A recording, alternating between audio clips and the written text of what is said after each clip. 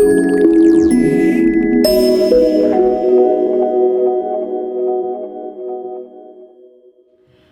you all for joining us again for RC Hospice Care's 4th webisode. Today is about spiritual counseling and social work. And to introduce ourselves, again, my name is Esther Narcissian, Director of Operations. Hi, I'm Asia Michael. I'm a social worker. I'm Tom Rupp, and I'm the chaplain. I'm Lilith Gregorian. I'm a social worker. And I'm Jody Norton. I'm Director of Patient Care Services. Today we're here to tell you guys a little bit about what the social workers and the chaplain's roles are in hospice care. So, Asia, would you tell us a little bit about what a social worker does in hospice? Sure. So the social workers are there to provide emotional support to the patient and the families. We also connect people with a variety of different resources in the community to help with basic needs, insurance, legal documents, things like that. Well, what would you say a few resources would be? One of the main things that we do here at RC Hospice is we help families towards the end of life, providing resources for funeral homes. A lot of times when a patient is coming on board to hospice, it is an unexpected event, meaning a lot of families are not prepared for this. So we try to prepare the family emotionally as well as providing them resources. We have a list of funeral homes that we provide to the families. It has pricings of burial versus cremation. Awesome. At the same time, we also walk with the family and help if need be to make contacts to get them to finalize their arrangements. That's beautiful. So are these funeral homes all in like their own cities? Because I'm guessing that list is really long. Yes, it is 2 pages long. It is local funeral homes here in the Sacramento region. Awesome. So it is all over here. That's great. That's great. Would there be any examples you can give of resources that you've given to hospice patients recently that to better explain kind of what a resource is? Besides the funeral homes list and financial documents, like what is your role? Yeah, so some of the resources that we use commonly are things like Meals on Wheels. So if people are not able to prepare their own meals or things like that, then we can arrange for them to have food delivery. Awesome. We'll often help with Medi-Cal, which is a Supplemental insurance. With having people sign up for Medi-Cal, which is a supplemental insurance. In-home supportive services, which assists with caregiving. Oh, that's awesome for people who can't afford it. Mm-hmm. You assist them to get in-home IHSS, as people say. That's beautiful. I didn't even know that you guys were able to get into contact with them and help people like that. Yeah. So there's resources no matter what. Absolutely. It's not where the patient's alone. There's no help. Have you ever had experiences like that where you had to contact IHSS for somebody? Yes, definitely. We do have a lot of there are circumstances where the patient is already on IHSS receiving, the caregiver is receiving payments through IHSS for caring for our patient. But given the fact that the patient has become hospice eligible, the care level has went up. I see. So we get in contact with the IHSS social worker to have them reassess for the additional hours of care. I think on the other part of social work that's not being emphasized here is their psychosocial support for the patient and family. The support is beyond what a nurse or a hospice aide can provide, and it is support that's for the whole family, and that is whoever that patient considers family. And as a chaplain, I can tell you, a lot of times when I'm dealing with families and patients, I get questions, and quite often, numerous times, I don't know the answer, but I know who does. And so many times, talking about resources and such, I'll get someone will ask me a question, and I'll either at that time or immediately when that visit is finished, make a phone call or send a text to achieve that answer from our social workers. Do you guys have any stories or experiences you've had with, patients with different family dynamics, or just things that you can say your role has been significant in me there? I can bring up a lot of examples, but I think one that really always in my journey here at RC Hospice kind of sticks with me is I had a patient who came from a family with a lot of family dynamics where the son was not involved. There was a lot of financial abuse that was going on. And I was there as, being there to provide emotional support, as well as, especially when it came around to times of holidays, such as Thanksgiving.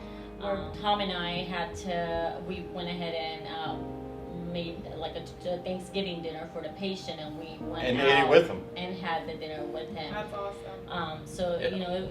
it was such an intimate moment. I think, following our service and care, the patient was with us for about 2 years. Almost every visit, he remembered that. It was like and it was family. just such I a beautiful love that. thing. And it just, other than us providing support and, of course, care from our nurses to the family, it's something that brings you that much closer with that. Well, it was a tense time in that situation. It was tense working with him and the family. And if I may give kudos with Lilith, over time that was smoothed over. He was our grumpy old man. Yeah. And so it took a while, but with a happy demeanor and ready answers and other things, that situation ended positively, I believe. I remember him saying that it was the genuinity, if that's a word, genuinity. It was the you guys Genuineness. being genuine that allowed he allowed you in, basically. Yeah. I remember that's when we took roses too. Why don't you tell us about that story?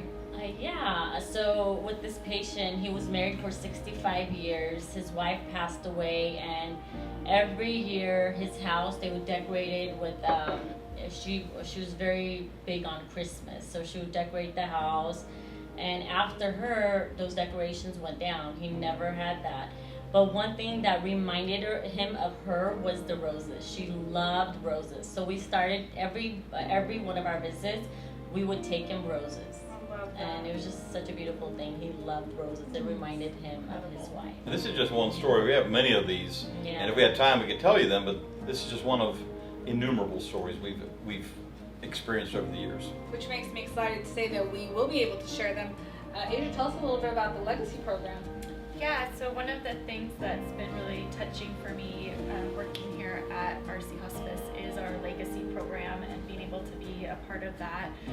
The Legacy program, we provide lasting memories to families and in a variety of different ways depending on what that family and patient want. One of the ones I've done recently is we have a patient who's 101 years old now, and so we've spent a lot of time with him going through all of his old photos and organizing them and listening to his stories. That's and beautiful. He's not able to do a lot of activities, so it brings him a lot of joy just to be able to kind of move out of his physical body and just remember those times Bring and it share back them. to life. Oh, it's And beautiful. share those with us. So that's been really special. So Tom, tell us a little bit what a chaplain does. Like, what is a chaplain? Well, let me tell you first what it isn't. A lot of times people, when they hear chaplain, they think of several things. They think, oh, I'm going to die today. I don't want to see him. Or they think, oh, last rites. He's coming to pronounce me. Oh, I don't want to see him or her. Also, that sometimes people think, oh, he's just going to come, or she is going to come and try and preach to me and force God on me, and I don't want that. And as a chaplain person, I can say, okay, that's okay.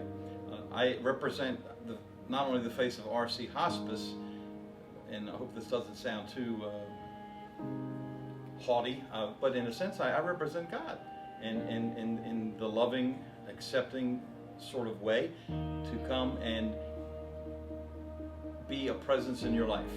A chaplain is there to, in my experience and in my motivation, I'm there for the patient. What do they need? What do they want?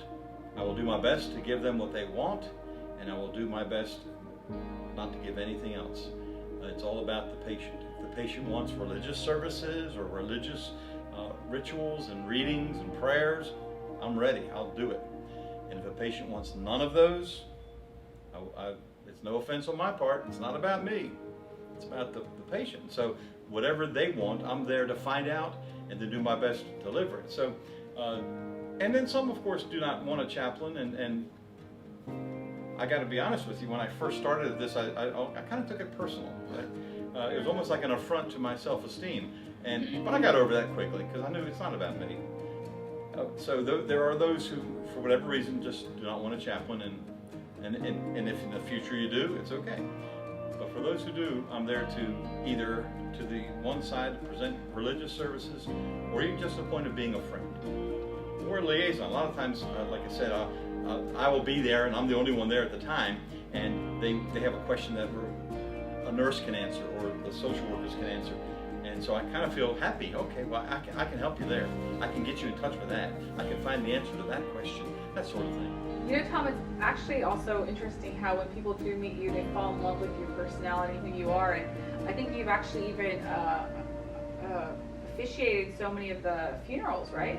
Yeah, a few over the years.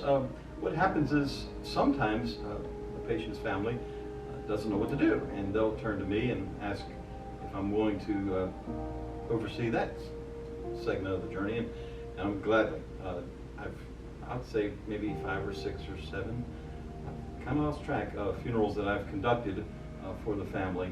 Even one time for the spouse when they passed away later, after the patient had passed away. So it establishes good relationship, and I get to fill a need at the time. Not everybody does this, of course, but for those who do, we're ready to help. And it's not something that you even paid for. It's something out of the goodness of your heart. Thank you so much for tuning in for our episode number 4 with spiritual counseling and social workers. We look forward to giving you guys some more information later.